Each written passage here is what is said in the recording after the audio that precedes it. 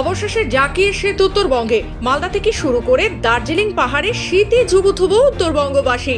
মঙ্গলবার সকাল থেকেই ঘন কুয়াশা আচ্ছন্ন শহর শিলিগুড়ি সহ উত্তরবঙ্গের বিস্তীর্ণ এলাকা। মালদা শিলিগুড়ি 34 নম্বর জাতীয় সড়কে সকালে কুয়াশা এতটাই ছিল যে 2-3 হাত দূর পর্যন্ত কোনো কিছুই নজরে আসছিল না। একটু দূরের কিছু দেখাই যাচ্ছিল না, ফলে সড়ক পথে চলাচলকারী যানবাহন চলছিল মন্থর গতিতে। যদিও বেলা বাড়ার সাথে সাথে কুয়াশার রেশ কিছুটা কমতে দেখা যায়, তবে সূর্যের দেখা মেলা ভার। অন্যদিকে বিভিন্ন পেশার মানুষজনকে ঘন কুয়াশার মাঝেও তাদের নিত্যদিনের কাজে বারবার দেখা যায়। তবে এই ঘন কুয়াশার জেরে বাগডোগরা বিমানবন্দরে ওঠানামা করেনি একাধিক বিমান।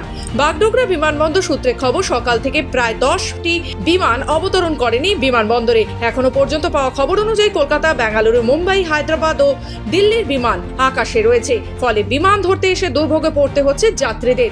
বিমানবন্দর সূত্রে খবর, আজ দৃশ্যমানতা কম থাকায় বেশ কয়েকটি বিমান ওঠানামা করেনি। তবে বেলা বাড়ার সঙ্গে সঙ্গে বিমান পরিষেবা স্বাভাবিক হবে বলে দাবি বিমানবন্দর কর্তৃপক্ষের। তবে জানা গেছে, মুম্বাইয়ের একটি বিমান গুয়াহাটিতে পাঠানো হয়েছে। এত কিছুর মাঝেও অবশেষে দীর্ঘ প্রতীক্ষার পর শীতের মরশুমে সেই চেনা ছবিটা দেখতে পেয়ে বেজায় খুশি শীত প্রেমী মানুষজন। শিলিগুড়ি থেকে কৃষ্ণা দাসের রিপোর্ট, খবর বাংলা।